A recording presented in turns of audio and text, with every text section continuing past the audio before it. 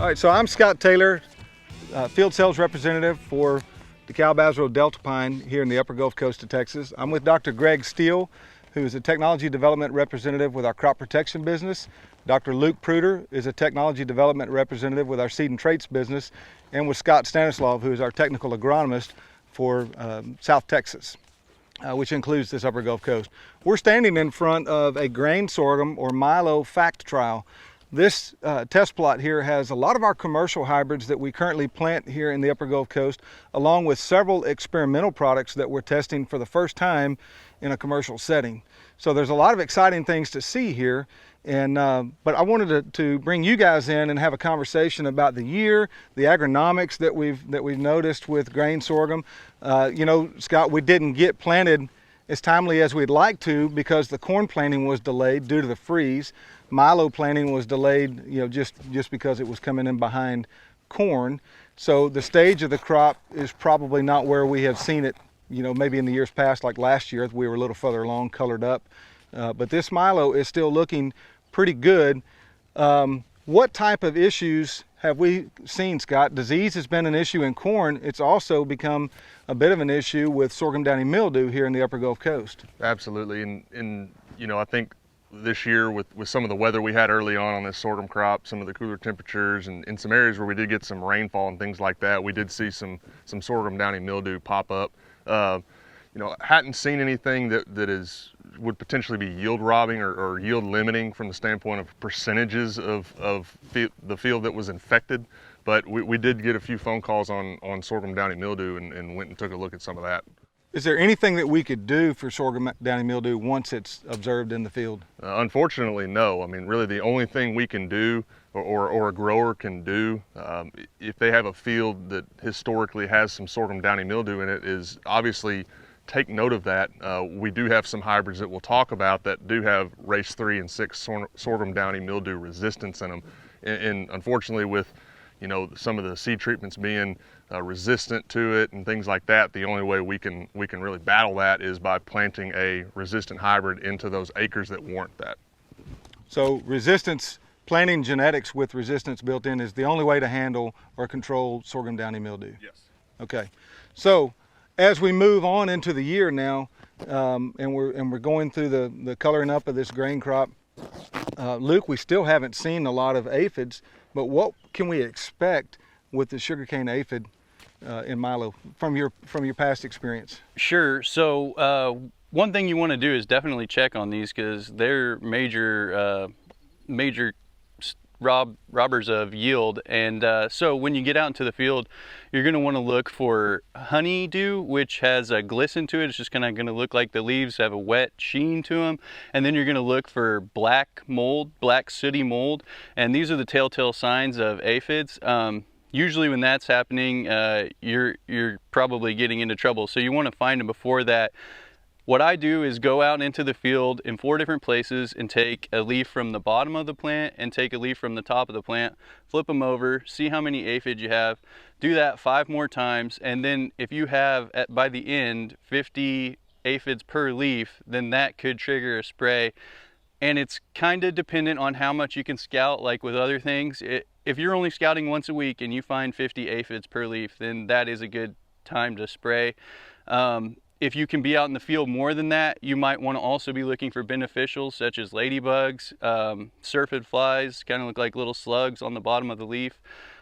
These are going to be eating those aphids, and so that will affect your field health. And so you definitely want to have the beneficials in the field, and if you see that they are controlling them and you can actually get out and look in the field several times, then you might want to wait a little bit. But we also have some really great products that can get rid of sugarcane aphids really quick, like Savanto, and I know Dr. Steele has some. Right, yeah, and Savanto's been a tremendous tool for us for the control of sugarcane aphids for a number of years now. And some of the key aspects of Savanto, the advantages of that product in particular, number one is the residual control. It's a phenomenal product from a standpoint of very effective on sugarcane aphid, but also an outstanding residual control. Data would point to, very conservatively, we could say a good 21-day residual control. And I think from the data we could push that out maybe even a little bit further to maybe like a 28-day residual in some situations. So outstanding residual control, very effective, low use rates. We actually have a supplemental label where we can go down to 4 ounces in Texas for sugarcane aphid control and sorghum. And we also have a pre-harvest interval on that supplemental label of 14 days as well. So, and safe on beneficial. So a tremendous product there. So Scott, they're talking about chemical control of aphids. What about genetic control? Because a lot of our products have sugarcane aphid tolerance and high levels of that tolerance now. Yeah, absolutely. And if we look at our sorghum lineup over the last 3 years, through the SPE program and really looking at some of these pre-commercial products on a broader scale from a plot standpoint, and us being able to kind of give our feedback in the selection process and what we would like as a commercial group within the area. I mean, we've released 7 new sorghum hybrids over the last 3 years, and that's unheard of. I mean, we had a lot of products that have been around for decades, right? And so, and a lot of these, I mean, we'll get into detail a little bit later, but we have a gamut of products now that have genetic tolerance to sugarcane aphids and high levels of it. Tolerance isn't resistance. You can still get in situations where it would warrant spraying one of those tolerant products. It just, depends on the environment, but it kind of buys you, obviously, a little protection, a little more time. There's a lot of demand for those sugarcane aphid products. That's why we brought so many forward. We've got some genetics with those sugarcane aphid tolerant products that are very good and fit the environment very, very well for sure. Very good. So today's June the 10th, and we're probably, Greg, about a month away, maybe a little sooner, from needing to pre-harvest with Roundup in this milo. So talk to us about the timing of that Roundup application and the benefits of putting that application out on grain as it's drying down. Yeah, so a couple of, I think, really good points to kind of understand is, number one, benefit of that pre-harvest application, which I think a Roundup pre-harvest application in grain sorghum has been pretty popular, right? And the advantages are just that all this green matter, let's go ahead and desiccate it down so that we're not running a lot of green matter through that combine. Really that's what we're trying to do there, and just to make a more timely harvest. Important thing to understand about Roundup is that when we make that application, we're not just burning leaves, we're not just desiccating the green part of the plant, we're actually killing the plant. So a couple of important things to think about in terms of timing it. Number one, we need to make sure that application is made after black layer, so after physiological maturity of that grain, because we are killing the plant. So essentially, physiological maturity or black layer is the same concept in corn, right? So it's when there's an actual abscission layer that forms between that grain and the connection to that plant, where it's receiving all the photosynthate from that plant to fill that grain on out. So there's a couple of ways to determine that. Number one, as you look towards the panicles of these plants as they start to mature, typically when they reach black layer, those kernels start to turn, and you can see that from the top of the panicle moving down, because they'll mature at the top of the panicle and then later on the branches on the lower part of the plant. So you can kind of see in some of these actually already that we have sort of some bronze colored kernels up top, and then you have green on some of the lower branches. So that's one way of kind of determining where your crop is from a physiological maturity standpoint. And then the other way is just by looking at moisture, the grain moisture. And so you can take a grain sample, and typically we think of physiological maturity occurring at about 30% moisture or below, somewhere around 28 to 30% moisture. So we want to make sure that Roundup application is not made before that. So we want to make sure it's at least as low as 30% moisture, and probably even a little bit lower into the mid-20s, just when we start thinking about timing that application to where the Roundup has had the most effect, but to where we're not also leaving that plant, that crop out in the field to weather. So that's the other consideration, is we're killing the plant. We want to make sure that we kill enough acres that we can get to within a couple of weeks, because if that crop were to be killed, sit out there in the field and weather for many weeks, and we could potentially result in some issues around lodging or other problems at harvest. Very good. So the grain sorghum crop, generally speaking, in the upper Gulf Coast looks very good. Commodity prices drove acres up in this geography, really all across South Texas, with sorghum acres being up. So there's a lot of potential with this crop, and so it's worth taking the time to check to scout your fields and make those necessary applications where possible. And let me I'll ask a question to you, Luke, because you've got an entomology background, and we touched on aphids. What have you been seeing in the sorghum crop from the standpoint of any other pests? I know, you know, you Sure. cover the same area as I do, except from the TD side, and so you get around and see a lot of things. So what have you been seeing from the other insect pests of sorghum? So early in the season, you're going to want to scout for stink bugs. That's another big one. And then around this time of the year, when the grain's really filling in, it's a good idea to take a bucket out into the field and just beat the head of the sorghum plant into the bucket. Look in there and see what you got.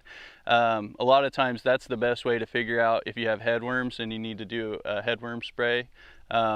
Again, you're always going to be looking for beneficials, and you're always going to be looking for the telltale signs of sugarcane aphids like glistening leaves and black sooty mold. And so as far as the pests that you want to deal with early in the season that are Lepidoptera related, you also have the fall armyworm, which is a big foliage thief, and they can actually, what they're going to do is a lot just like the disease. They're going to eat parts of your leaf, and that's going to reduce the photosynthesis taking place, and it's going to reduce the amount of grain fill that can actually take place. So early in the season, you're going to want to look for fall armyworms. You're going to want to look for stink bugs. As you mature through the year, you're always going to be looking for sugarcane aphids, and you're definitely going to be want to check for headworms at this point in the season as well. What about sorghum weed control? We've got some products within the lineup that are labeled on sorghum, and we've had a lot of rainfall this year in a lot of areas that have caused a lot of these sorghum fields to kind of get a little bit woolly late on us. Greg, can you speak to some of the Sure. maybe some different programs and some different products within our portfolio from a sorghum weed control Absolutely, standpoint? yeah. There are a number of options. For an example, in this particular farm, we've got a little bit of weeds on the kind of the front of this field, but really as we go down the row, it's relatively clean. There's a little bit of panicum, a little bit of grass has kind of come on, but from a broadleaf standpoint, we've done a pretty good job. And really the pre-emerge application here in this particular farm was just simply warrant plus atrazine pre, and it's held and it's done a very effective job, and the crop's canopied obviously now. Had we had a flush of broadleaf weeds come on later, we definitely could have come in with a really effective broadleaf product like Husky. That would have been an excellent product to use for broadleaf weeds.